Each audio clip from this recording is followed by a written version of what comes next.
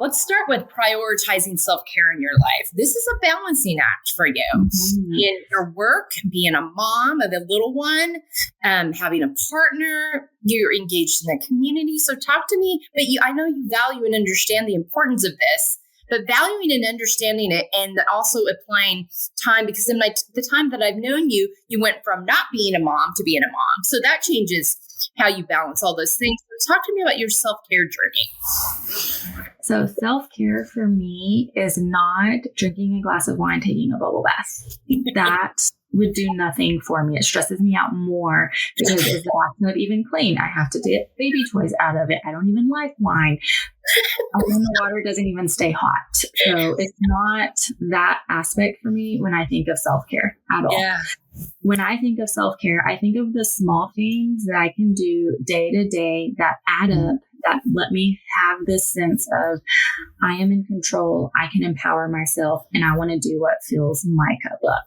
And so when I think of my self-care, I kind of have daily tasks, weekly tasks that I like to do. So one thing that I love is in the mornings, I call them a green smoothie, but they can change sometimes. But I make a smoothie every morning. I say every morning, 5 out of the 7 days a week, usually when I go to work, because I love having a breakfast on hand, and I'm not an early bird to wake up and go to the store and buy one. And so I make them myself, but I loved experimenting with them to where I know exactly what I need and what I want. And that just is a great way to start my day. If I don't have it, I need a backup plan because having that breakfast, that first meal of the day, I'm not going to sit down and make pancakes every day. I'm not going to make me some eggs. I'm just not a morning person. So I can run a smoothie, takes me 5 to 7 minutes, or I can grab a protein shake. But something like that is part of my self-care. Not anything major, doesn't have a huge drastic change of my day, but having that is important to me. And then another thing, because I'm not a morning person, my morning routine, I want to know what's going on. So the night before, I do my meal prep for my lunch, and I make sure I know what I'm going to do.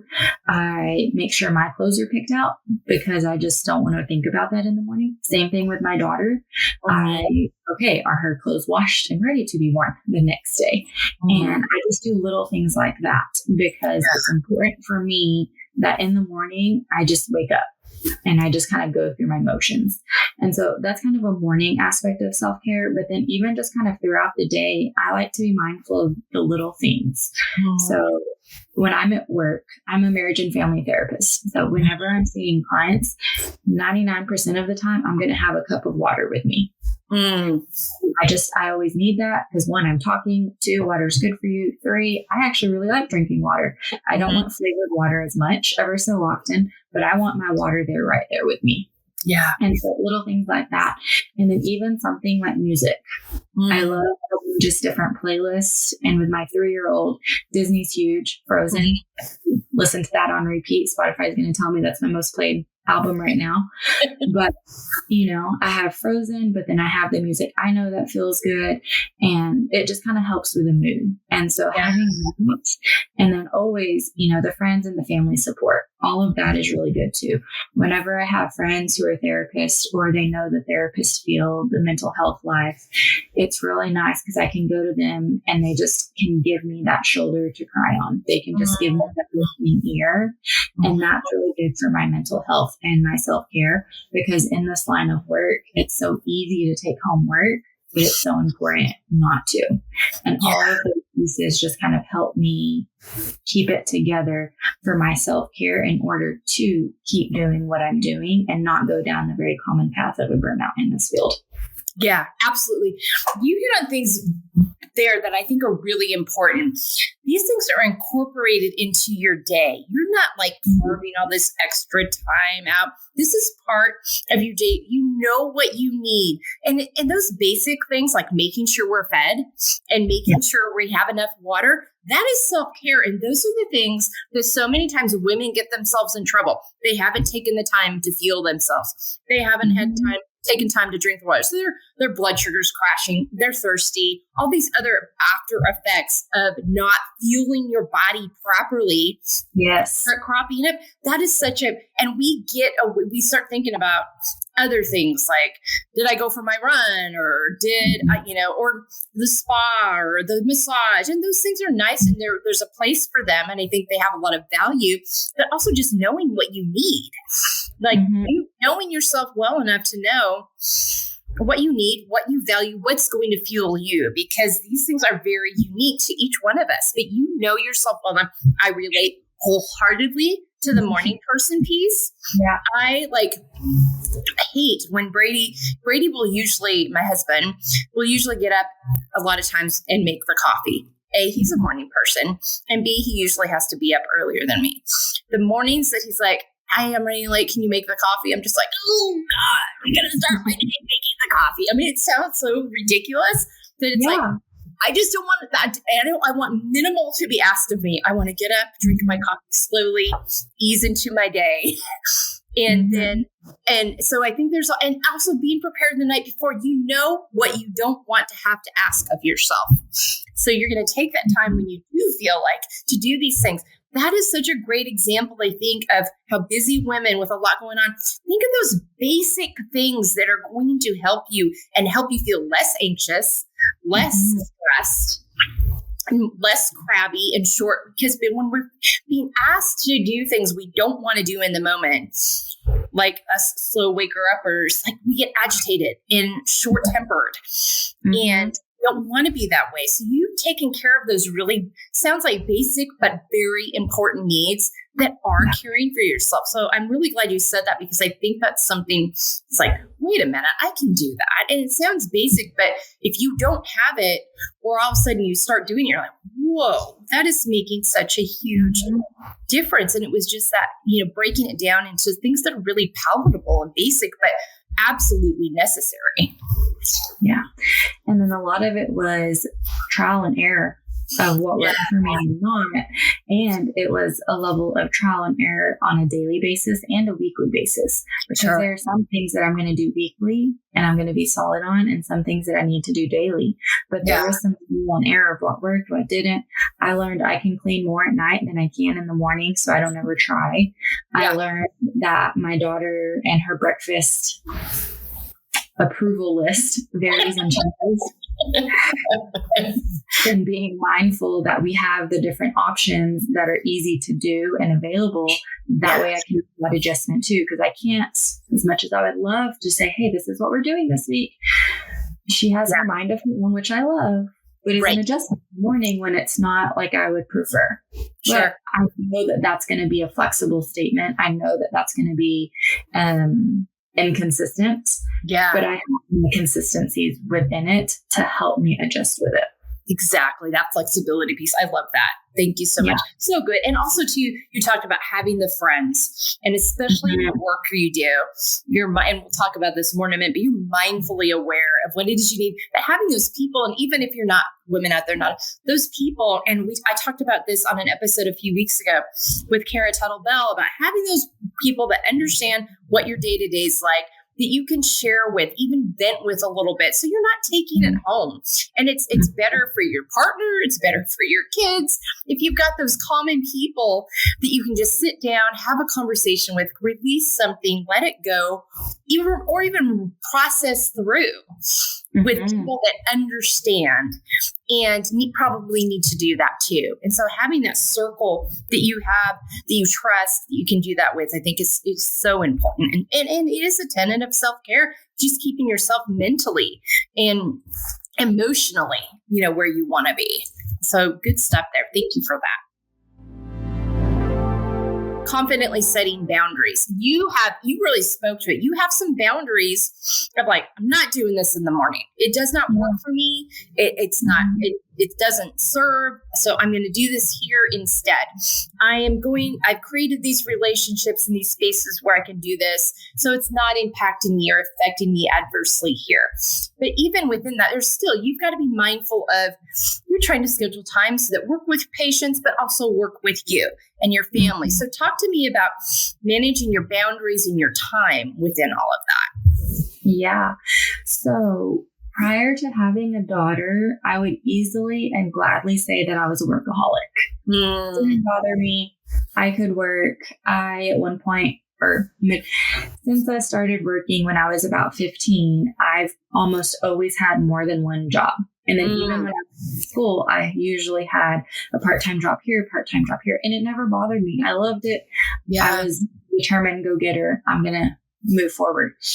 And so definitely boundaries before having a child and after, I knew had to shift. Yeah. And then the priorities of that too, because before, my husband and I, we had more flexibility that we could hang out together. We could go on our dates. We could plan these vacations and all of that.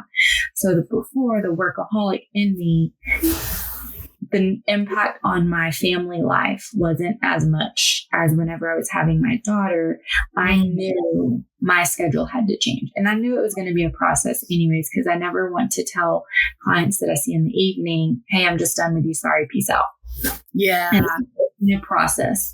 And that is something that truly I can say has taken years. Since I was pregnant, I started blocking off more of my evening clients. And I've now shifted that I know what's important to me with my family. And so my last client that I will see is at 3:15. When prior, I would see clients as late as 6 or 7:15. And it worked for people. And it worked for me because I didn't have a daughter to go home to or pick up from daycare. But now I'm very comfortable telling clients, if I can't see you in that time frame, I am so sorry, but here are client or therapists that I know who can, because my priority is my family. I love my career. I'm very passionate about it, but I am confident that my family still comes first. And so that definitely helped with my boundaries there. And then being very mindful, being my own boss, I kind of get to say if I want to see a client later or not. So being very mindful within myself of when I approve to see someone later or not, based on my life, based on where I'm at, what's going on.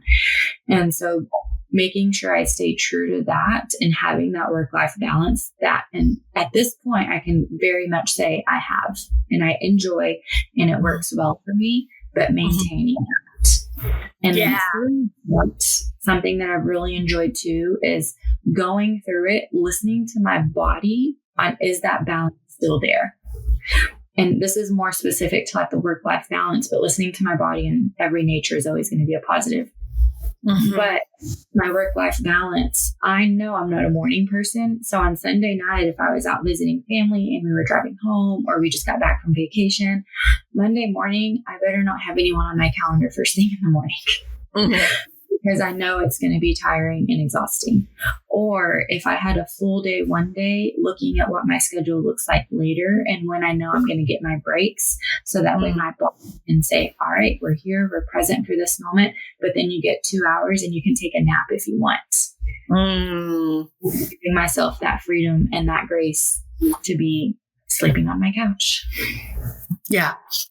I love that. I love how you laid that out in the body piece. I mean, I know you're very in tune with that somatic piece and the role it plays, and listening to that and being in tune to that and being flexible and understanding what it is you need and having that value of knowing that your family's a priority. I think that is so important in helping you set those standards. And when I had Valerie Rivera on the podcast a couple of years ago, and she said something so important that I will never forget. And it's one of my favorite lines, and I've used it before, is whenever you say yes to something, you're saying no to something else. So you better be okay with that thing you're saying no to. And she also balances having a kiddo and having a partner and having her own, and she works for herself. She's an entrepreneur. She's got other therapists in with her. I mean, the whole 9 yards. And I was like, that's a really great measuring stick. It's like, okay, yes, but let's also take a look at, and that can really, okay, that will work. Oh, maybe that won't. Maybe I need to consider that. And I think that sounds like something you've done, whether you realized it or not, you've done as well. And I think it's a great measuring stick when people are struggling with that. So yeah, thank you for that. So good. Taking care of our emotional health as much as our physical health. This is so important for everybody, for women in general, but especially for the line of work that you're in. And you already denoted paying attention to what your body's telling you, understanding how it is you can and can't show up, being mindful of that Monday morning when you've had a busy weekend, and also being mindful of the gaps in time between your appointments so that you can step back and get present with yourself and refill that cup. So talk to me about this emotional, mental, physical health connection in your experience. Yeah. So for me, again, there's so much trial and error for anybody to grow and learn about themselves. And that's okay. That's just where we're at. But I've learned what really fuels me is being able to give back. And so I'm not someone who has all the money in the world and just write these checks and start these organizations and foundations. And I got this. So I do what I can. And I like to say, I give my body away. So my hair, I like to grow out because for the most part, it grows pretty fast and it's really thick. And so I love growing my hair and finding organizations that make wigs for those who need it and give it to those who need it for free. Because some have to pay for it. I don't like that. Yeah. So I like donating my hair to organizations who will make wigs and give it away, and primarily cancer patients, and give it to them for free to help. Because I don't do much with my hair. It dries straight. There's not anything fancy to it. And so I'm just like, why as well share it with others, and they can do whatever they need to make it work for others. And so I love doing that. I'm also a fan of donating platelets. I do most of blood, and that's just because my blood type of what they say they need. So I'm like, take whatever you need. I'm here for you. And so it's a really yes for me. I have a low blood flow, so my machine often beeps at me. But from when I walk in to when I leave is roughly a 3-hour process. And I take something for me. That is kind of part of my self-care too. Is yes, it's a big chunk of time, but in that chunk of time, I literally can't move. So I can binge on TV, I can read, I can just be present and do a little bit of prayer within myself or meditation. The staff is always wonderful and great. So that's always a great piece to have with me. But I love giving back in that way. And that fuels me up. Mentally, it's just a refresh. Mentally, it's something that adds to me. And same thing emotionally. I just know that part of who I am is to help others. Whether I know who it is or I know the final outcome, I know I can still give to them. And another that goes along with that is volunteering. So volunteering my time. I'm part of organizations such as Junior League, who that's dedicated to volunteering back to the community. And it's on empowering women. And so it just kind of feeds right into what I enjoy about myself and with the organization. And it just kind of all ties together. And so I really like that piece of being mindful of my emotional, mental, physical, because my physical, I feel like if I'm listening to my emotional and mental health, my physical health's going to follow. If I just focus on the physical, it's going to give me some emotional and mental, but it's not going to do it as if I'm not focusing on all three. All three pieces have to be there. And I've learned the more I focus on my emotional and mental, the easier it is to focus on my physical. And so that's a nice balance for me on being aware of what works. And then, of course, through it all, just doing a check-in with myself of what am I feeling? If I'm not feeling present, if I'm not feeling in tune with myself, if I'm not where I feel like I quote unquote need to or should be, what's going on with me? Is it that this morning was a little more chaotic than normal? We didn't have the right size pancakes. We didn't have the right milk in the right cup. That shirt's not the right shirt, and did it just get to me differently than other mornings? Sure. And listening to my emotions with what is going on, how can I let it be there and be present, let it run its course, but still do what I need to do? Yeah. And so always being aware of that. And then just tying into what we've already talked about is being aware of what are my self-care day-to-day tasks, weekly tasks. What are my boundaries, whether other people know them or not? What are the boundaries I've set, and am I following them? All of that just feeds into what I know my emotional health needs, my physical and mental health needs, and just being mindful and aware of that. Yeah. Yeah. That mindfulness piece is so important. And that being present, being mindful, because so many times when we get busy, even if we have things in place, and you and I have talked about this before about checklist items versus things that are actually helping you. Yeah. And, being able to differentiate like, oh, wait a minute, that worked for me for a while, but that's becoming a checklist item and it's not actually serving. And it's by being mindful, being present that you can recognize that, but also talking about your work that you do for others and how that services your mental and emotional. Like you've found these things that are both giving and helpful, but also helpful to you emotionally and mentally, which manifests physically well. So you found really, there's a pattern here of you taking things and making them work in multiple fronts, and benefiting in multiple ways where you get multiple benefits from, I don't want to say simple activities, but it's not complicated. It's not complex. And I think sometimes we get caught up in these big things and it's like, doesn't have to be complicated or complex. It's those little things. Think of those activities that nourish you. Think of those things that just set your soul on fire, and how being engaged with that can have multiple positive effects on your mental, emotional, and physical health. And you've really found you've got some really great practices here that display that. Yeah. And I like what you said is it doesn't have to be profound. And that's what a lot of people are like, well, traveling and doing big things and all of that's going to help. And I'm like, it doesn't have to be. Like the bathroom for me, that's not going to help me. That's more stress than anything. But so commonly, it's getting more work. Commonly, people are feeling, oh yeah, just take a bath. And like you said, the massage or the pedicures, those are really helpful and beneficial. But on a day-to-day, that's not going to keep me going. What's going to keep me going is that I have my routine, as I have what's important to me.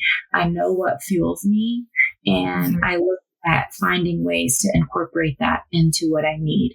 And my schedule can be chaotic. There's not a lot of consistency with it, but when I find those 3-hour blocks that I can go donate, I'm going to go do it because I like having that moment for me.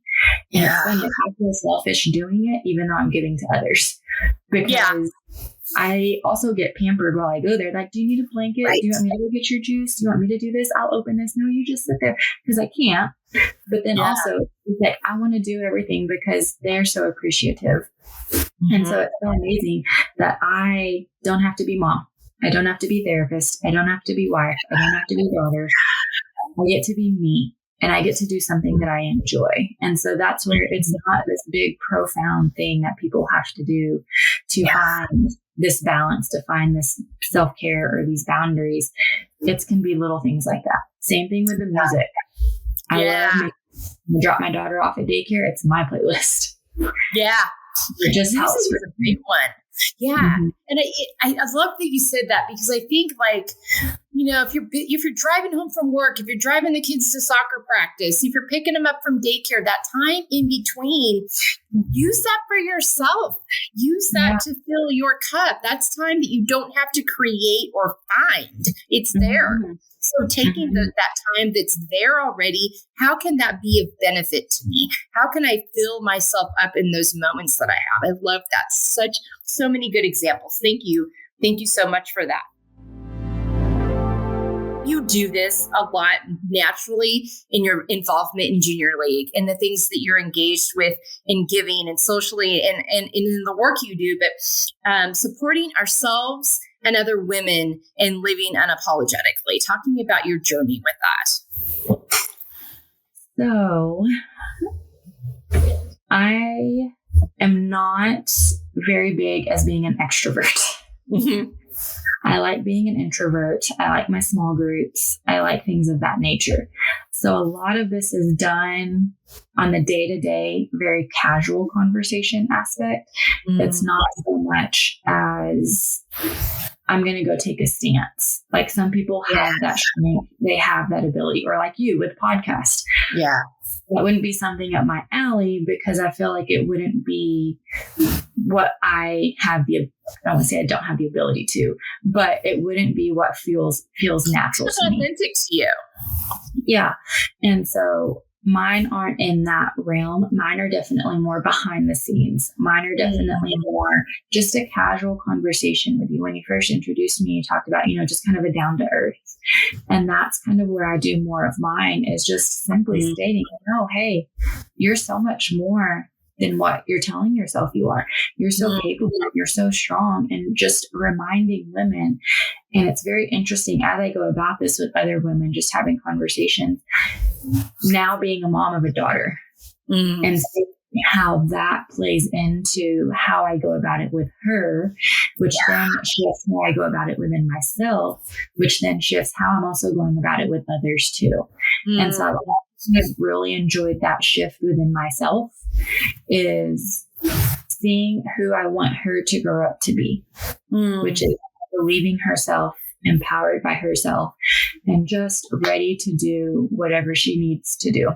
And taking that and applying it to, am I viewing myself that same way? Am I giving myself that same example that I need to give her that example for her to grow that path? Which all in turn, then when I'm having those day-to-day conversations, or those just kind of casual conversations with friends, or just random people that I meet, or even with clients, I feel very genuine with talking to them about that. I can be very real with, there's this time of my life that the confidence in me was zero and it was negative, and then there's this time of my life that I kind of thought I knew what it was, but then I really didn't. And there was this time in my life that I experimented with what I thought was confident and what wasn't, to getting to where I am now. And so that's also been really nice. It's just knowing that to support women, and I don't want to just say women, it's also men too, but to support humans is give yourself grace. Give yourself the grace that you need for this time frame that you are in. Encourage yourself now for the time frame that you're in. Because I can't necessarily say I'd want to go back and change anything. I may go back and give myself a little bit more comfort. I may go back and give a little bit of, hey, you are going to make this. But there's still all of these different factors that play into so much. And if I could avoid a lot of that, I would. But at the same time, I know, like many will say, what you go through, the hardships you experience also shape who you are. And so it doesn't mean we have to like it, but we can accept that this is where we're at. It doesn't mean it's going to be fun and it's going to suck, but we can accept that this is what we go through and we're still going to be okay. Yeah. And learning from it. I think you said something, something so important in that, you learning from, like, listen, this happened, this did, I made this choice, this, and I can see also getting curious. I think something I've learned to do is to be curious rather than judgmental. And that helps shift that. But, you said something so important too about words are powerful. Those little words you say to people, those little encouragements you give them, they matter. There has to be people out there doing those things. You never know what that's going to do for a person or how that's going to help them. So the way you show up authentically as you are, as you live out this unapologetic piece, because it can't look the same for everybody, because different people need different things. And we all need to show up as our best authentic selves, doing this in the way that's authentic to us. And you give great examples of how you do that, and how you live according to who you are and showing up that way. But I want to really emphasize the power of those affirmations, how you call things out in people in a way that's encouraging and affirming. You just never know, again, what people are going through. And that thing might be that exact thing they needed to hear in that moment to keep moving forward, to keep pushing through, or just to be reminded of that. So really, those things are, again, it goes back to it doesn't always have to be those big things, it's those day-to-day affirmations and words, and how you were able to, and I can relate to this having 3 daughters myself, of like, hold on a minute, I want this for her. I want to speak this into her. I want to model this for her. So making sure that what I am saying to her, am I saying that to myself? Because they will pick up on that. And they will notice that. Yes, they do. And very sooner than you think. And so that and how that can reframe and restructure how you approach these things, I think is really powerful too. Yeah. And even if you don't have kids, thinking about those things, would I say would I say that to my best friend? Would I say that to my sister? Would I say that to my neighbor, whatever it is, because, that really matters in how we feel about ourselves and our ability to show up authentically and unapologetically. And modeling that gives people permission to show up as their best authentic selves. I really believe that. People sense that energy. They feel those words. They feel if those words coming from you are believable, if they see them in you. And I think you model that really well. And I'm so glad that you brought that up, because I think that's just another important way that we show up for each other, but first for ourselves. It's got to start with us. Absolutely.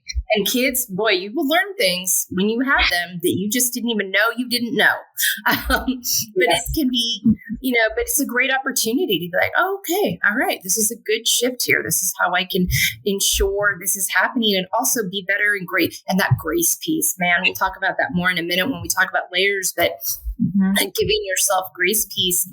It sounds simple enough, but it can be very difficult.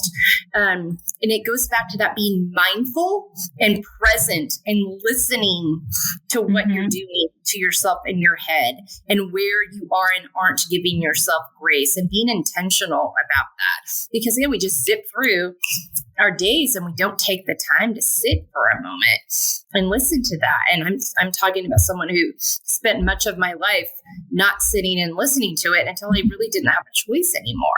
Yeah. But putting those practices into place now, it matters, it helps, it makes a difference. And again, it's that invitation when people see you living that way, they want to live that way too. And it's that invitation to come along with you and live unapologetically as your just fullest, most honest self. So thank you for that. Such good examples.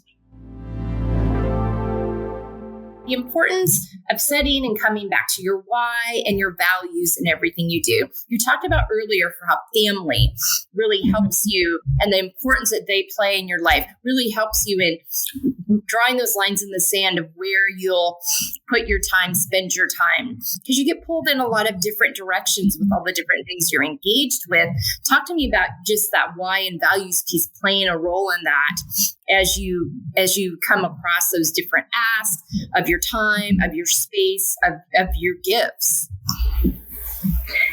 So I am a type A person. So I like the structure. I like my calendar to be laid out.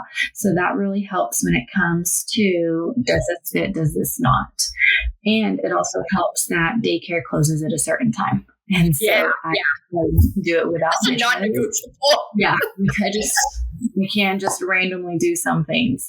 Yeah. So that helps there too. And so it kind of continues to keep me balanced with the work-life balance / wild free time, child time.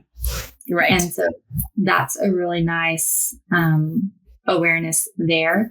But then another is when I have my family time, what do I want to value as far as what we do? Because it could be easy to watch TV. It could be easy just to say, no, I'm not going to play. But I've enjoyed learning as I say new mom. I've enjoyed learning these last almost 3 years. What does it mean to be a mom? What kind of parent do I actually want to be? Because you can read all the parenting books, all the parenting classes, all the parenting podcasts, but until you have your child in front of you and until you learn what's going on and as they're learning their own little personality, you don't know what to do or you don't know what's best. So it's, again, that trial and error. But I've really learned the value of incorporating her with so much that we do. She loves doing dishes. I'm not very good at it, but she loves doing it. She helps me with laundry from time to time. But I also love finding that balance of having her help with that. And Dad has her help with some of the trash. However, she just gets to walk with them, but she gets to help with her little box, so she helps us with those natures. But then we also we go forth with enjoying the little things with her.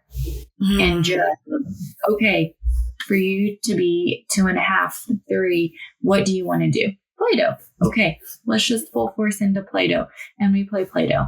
And we live the value of, we're in a 2.5-year-old, 3-year-old's life right now. And we let her be in control. We let her, oh, let's dance. Okay, let's dance. And we just grab her and go dance in the living room. So as much as we love that joy of her joining us on some of the household mundane tasks that probably aren't as fun and won't be forward, we like to be with her to give her that empowerment of, yes, you're almost 3, but you're still you. Yeah. You still bring value to this family. You still bring input. And we want to show you that that matters to us. And we will play princess. We will play Play-Doh. We will do those other tasks too. And then we also like to be mindful of, yes, TV is great and we love that. But what is our value with how we balance it?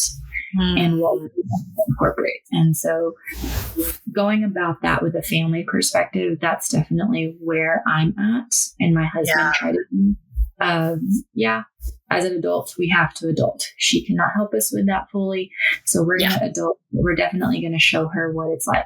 And she can play with the dishes. She can help with the laundry and the trash. And she knows to put her shoes on the shoe rack. All these. And so that's really nice. But then one thing that I also really love when it comes to my why, my value when it comes to my career is the passion that I have towards my career. The comfort and the confidence that this is where I'm meant to be. I first went to college thinking I was going to be in the medical field. Why not? Family was in medical field. I can deal with the blood and guts. I was good with it. But then through some experiences and through different things, I changed my major for my undergrad degree, human development, family studies. But then I was like, I'm not going to have a whole lot more opportunity with that. I'm going to kind of cap out. And I was like, there's something else. And then it was just right before I was about to graduate. So the December before I graduated with my bachelor's, I was like, you know what? What if I became a therapist? And I quickly went through the process of applying, taking all the tests, doing all the things. And then I got accepted. And so when I finished my bachelor's, I jumped right into my master's. And everything worked out.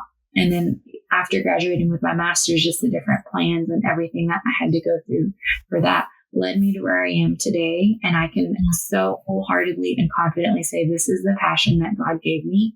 This is the talent that He put in me. And I love utilizing it. I love being a therapist for people and listening to them and giving them a safe space to experience things that aren't always safe. I love letting them know their pain and their trauma doesn't define them. I love empowering them to know how much they are capable of those whatever goals that they have. And that definitely always brings me back to my why and my values, because it's hard seeing whenever people don't have that passion for work, because my heart breaks for them. Knowing how fulfilling it is for me, I want that for them too. Yeah. And that's the empath in you. Yeah. Yeah. And I think I love that you pointed that out. And it really just goes, you could have easily gone down the road that everyone else in your family went down, but you listened and trusted yourself. And I think that is so powerful for women, because that is not always the road we take. And but you listened and trusted yourself, which goes beautifully into living out of your own expectations versus others. You did that. You trusted that. And I want to leave that there for a minute, because I want to go back to how you interact with your daughter. And I love how you've brought her into the day-to-day, because you've rather than just as she gets older telling her what she has to do, you've brought her into it. You've made it a familial experience. She's excited at this little age. She won't be excited in 5 years, but she's, but even in 5 years, it'll feel differently because of how you've brought her into it, but you also allow her to be her. Life is not just dictated at her all the time. She has choice and time to feel empowered and incorporated and valued. And that matters. And it starts young. And I just want to commend you on that's really beautiful of the way you have incorporated that into your life. And also kudos to you for someone who likes a structure and likes a plan and a calendar to open yourself up to that. I think that's really amazing. And I just wanted to take time to just call that out and affirm that. And you're going to see the fruit of that as you move forward with her and as she grows up. I just love that so much. So good on you. And like getting to the expectations piece, is that something you felt like you had like some good choice and free will with growing up? Or is that something that you're just like, okay, I know I've done this in the past, but this time I really got to honor this?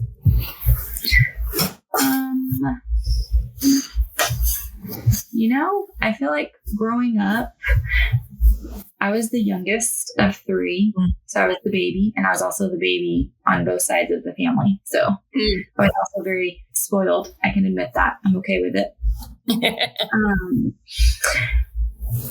So there was a lot of different dynamics throughout the childhood as far as the expectation of what was going on, as far as when, all of the kids were at home versus when one graduated and moved on, the other graduated and moved on.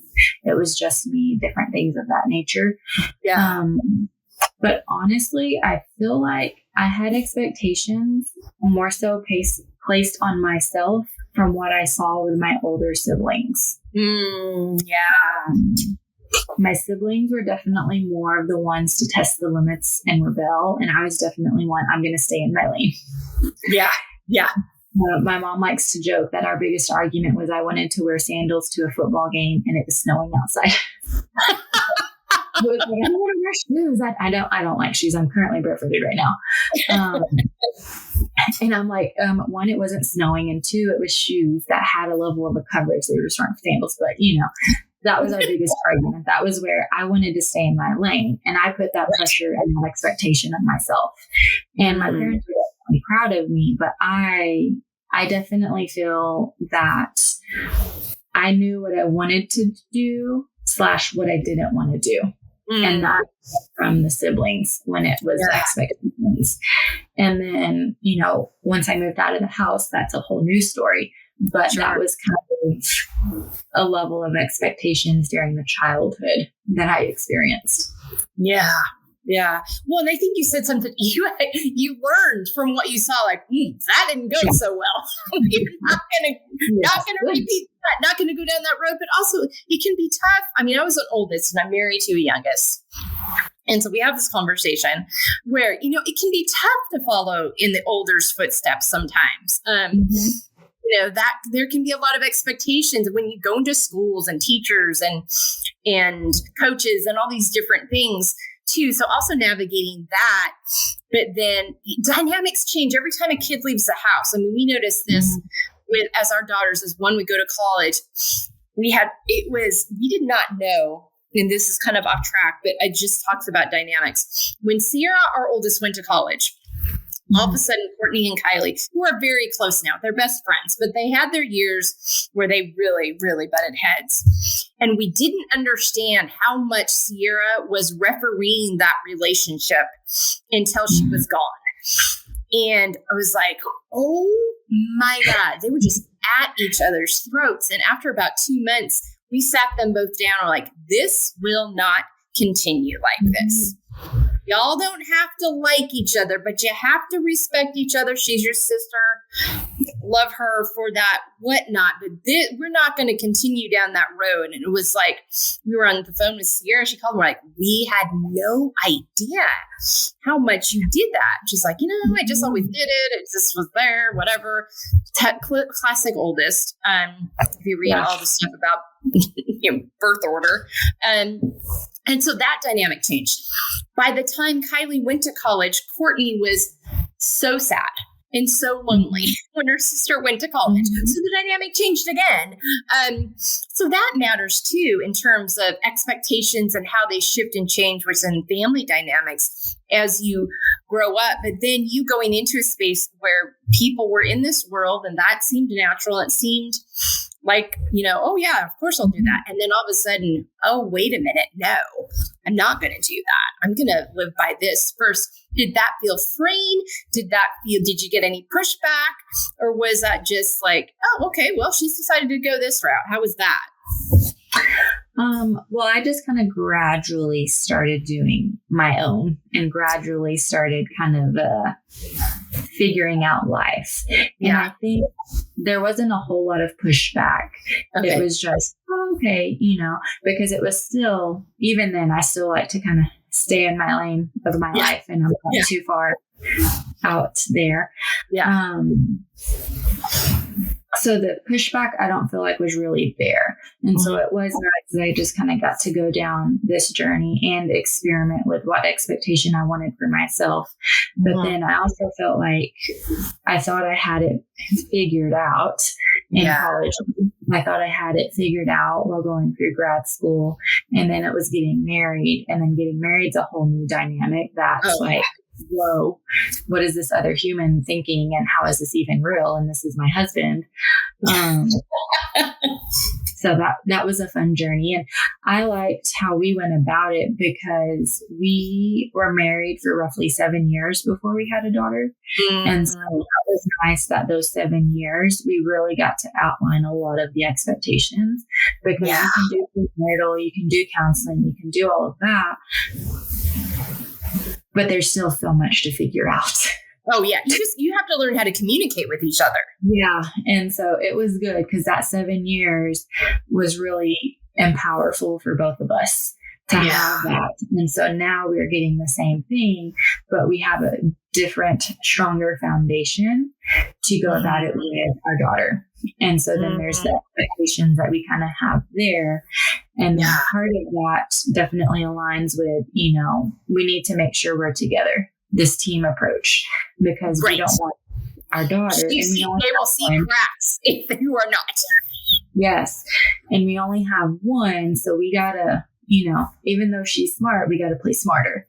And so, both of us kind of being mindful of that expectation with that too. And you talk, I'm sure, in your work a lot about this, but also in your own life, talk about accepting the layered aspects of ourselves. All those pieces, all those parts that make up our story, that make up our life, that make up our journey. Some we love, some we don't. Some we could control, some we could not. And so talk to me about, and I'm a big proponent, and I think you know this about me, of the fact that you got to get to a point where you can accept those layers. You don't have to like them. You mentioned all of this earlier. You don't have to like them, love them, but you do have to accept them. And just almost take a neutral stance towards them, so that you can be like, okay, this happened. I wouldn't want to do it again, but I see why I did. And moving forward, I've learned how that was hurtful and problematic, but I'm not going to sit in that and shame myself. I'm going to give myself grace, that grace piece you talked about earlier, and going to get curious rather than judgmental. So talk to me about your journey in layers. That's kind of how I've worked it out with me. And I know you recognize a lot of those words and that use because of the work you do, but talk to me about your layers journey personally. Personally, I would say from where I'm at now to when I kind of started learning the idea of layers, different parts of who we are and all of that, I've gone around the block a couple of times. I've dug down. I tried to jump, but I didn't get very far. I've done a lot of different things trying to figure this out for myself, because there's not just one easy answer to say, oh yeah, this is it. There's, like you said, the layers of ourselves. And so I've learned with different pieces on the different layers of who I am and who I need to be as a human. Mm-hmm. So the self-care pieces that I really enjoy, such as the donating, the daily tasks that I enjoy, and being mindful of that. So I've learned a lot of pieces there. Mm-hmm. I've also learned, as part of who I am of myself, is I like to still be physical. Mm-hmm. And so running and motivating myself to run and have a goal and work towards that. Mm-hmm. And so learning that layer of myself. And then learning the layer of myself as a mom and what that means. Mm-hmm. And what to do there, and learning the layers of myself as a wife, and then continuing the layers that I've always had of being a daughter and a sister. Mm-hmm. And so learning throughout life that my layers are going to change. Because at one point I was a student, and I'm not a student anymore. But I still keep the mindset of a student, because I never want to stop growing. So even though I don't have a professor grading me, giving me assignments, I still want to keep the openness that I had as a student. So accepting the layers of, okay, I'm not labeled as a student, but I can still have the mindset of a student. Mm-hmm. Accepting that being a daughter and a sister, those layers are always just going to be there. Sometimes I really enjoy one, sometimes I really don't. But that's and that's okay. And the same thing with the wife and a mother. But accepting the layers and seeing that they're going to change over time. And, you know, different holidays, such as Mother's Days, I get to celebrate that now. But then there's some years in the past that I didn't. Yeah. And embracing that. And so and I'm sure, I know there's a lot of other different layers, different things that I've gone through that no longer apply to me now. But I like to go back and reflect on, okay, that was a layer. May not have liked it. Wasn't my best time. Lots of things I would go back and change. But can I still gather something from it? Can I still take something from it that I want to hold on to remind me of it? Or can I still take something from it to use it as encouragement, or to feed into my authentic self that I want to be? Yeah. And so I like to view it that way, because I'm also a strong believer in, you know, coincidences don't just happen. There's reasons for them. And so taking an image of whenever things take place, on what can I do? What can I gain from it? Whether it's in that moment or not, how can I make the most of whatever layer, whatever phase then in, and growing from it? But then just kind of a foundation through it all of remembering all of that, aware of all of that, but keeping my boundaries that I know were important. Keeping that self-care routine and all of that there to keep me focused on, okay, I have this stability. I can focus more on what does this layer mean to me, or I can go back to the past and reprocess a little bit more of that layer that is not easy to sit in, but I know I have a foundation with where I'm at now that I'm capable. It's safe for me to go do that. Yeah. Yeah, that safety piece is big. A lot of times when there's things that are harder that we've got to move through, and you know this with your own training, I don't have to tell you this, but you know that safety, I had to learn this, that your body and your mind, your brain won't allow you to move through certain things until it feels safe enough to do so. And so that's a big piece too. And then what you pull back from that reveals a whole other layer. So just that embracing of, you know, I call this embracing layers piece, you know, finding empowerment, embracing layers, because those are going to continue to unfold and evolve throughout our lives. And I didn't always understand that. I thought I'll go in, I'll get these resources, I'll move on. The unfolding and unraveling of things and the continual learning and evolving, like this, you know, getting rid of this idea that I will arrive, you know, it's like life is a continual arrival. Yes. In that layers piece is just a continual unfolding and unraveling and learning and different, you know, I think different experiences, being a mom, being a wife will unpack and unfold layers you didn't even know were there. So being open to that. But I think, you know, just recognizing them, acknowledging them, giving your space for them, giving yourself grace through them, all really good pieces. So thank you for all that you shared on that. in summary, in living out F.E.E.L, finding empowerment, embracing layers, talk to me about how this has affected the quality of the relationship you have with yourself as well as with others. With myself, I feel like I'm more grounded. More grounded. I feel more humble in myself. That in my eyes, my journey, I don't feel like had the huge mountain to climb or the huge trauma involved. Yes, I had my own, but as a therapist, I also see really, really bad mountains and traumas. Sure. But I still remind myself that doesn't mean I just walked right into it. I still had to earn it. I had to put forth the effort. I had to do all that. So I remind myself of that. And then I still remind myself of I had to be able to listen to what I wanted. I had to be able to be present in moments that I needed to be present to know what I needed and to move forward in that direction. And so with myself, it's given me this perspective of humility, and it's given me this perspective of being very thankful and grateful for this life that I've been able to create. Because the thing I was thinking about is if there was no drastic change in my life of what I do on a day-to-day, how we kind of go about the year, and I were to be on my deathbed and they were to ask, is there something you would do? With where I stand right now, there's nothing major that I would change. Because I love the involvement I have when it comes to my support of friends and family. I love my giving to others and donating, volunteering. I love my relationships that I have with friends and family. I love the career that I do. I love the roles that I have. And so that is something that for myself and the relationship with me, I'm very proud of that I have. And it's something that I'm very capable of, and I'm taking advantage of that. So through a level of that awareness and that embracing layers and feeling the emotions and all of that, it's gotten me to that point to be able to accept it. Yeah, and the power of that.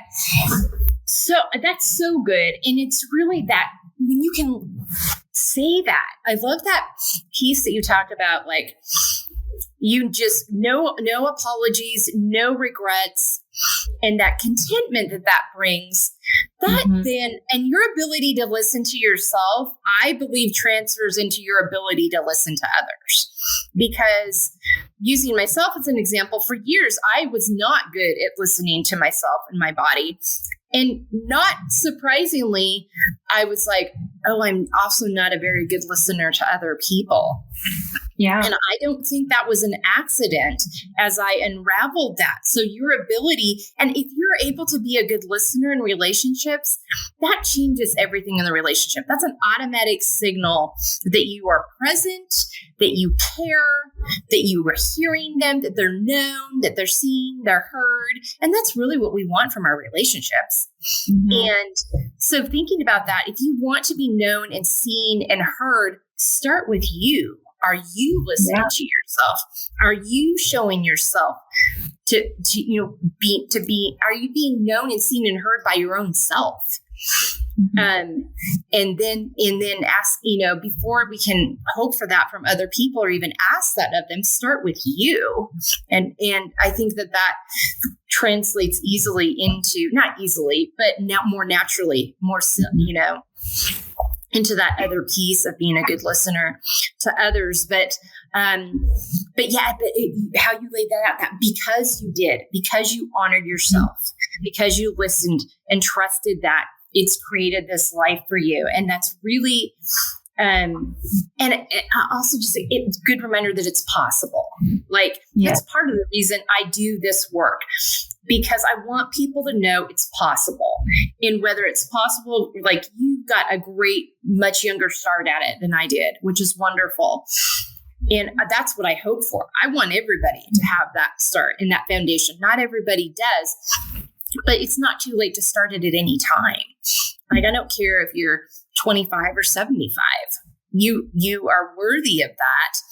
And I thank you for that example, because again, I keep saying this, but it goes back to those basic tenets. It doesn't have to be those big, drastic, major things that move the needle. It's those everyday decisions, those everyday things we pay attention to, those everyday things about ourselves that we listen to that build a life, a life that you want to live in, that you want to show up in each day.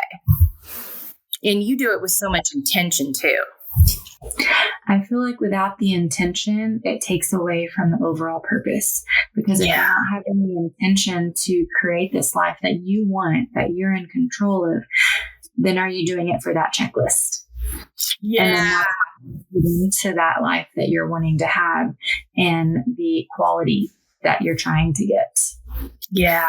Yeah. That checklist, because if it feels like a checklist versus something you really want for yourself, then you got to start going back at those expectations piece and look at whose expectations am I living out of here, because something's feeling off. So that's a great example. I love that you said that. That's really, so something to think about, ladies, as you're looking at things. If something feels off or doesn't feel right or feels a little, you're feeling some angst, pay attention to that. Something's out of alignment with what it is you are wanting, what space you're wanting to be in, feel in, live in. That's where that contentment comes from. All right. So good.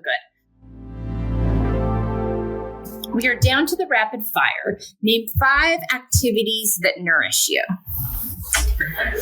I would say running. Running's something I very much enjoy, because when I run, if I'm outside, I don't use headphones. And so that level of the psychopaths of the runners who I don't want anything in my ears, because it gives me no me time. Yeah. And so it really helps. So I enjoy running. I enjoy meal prepping my lunches.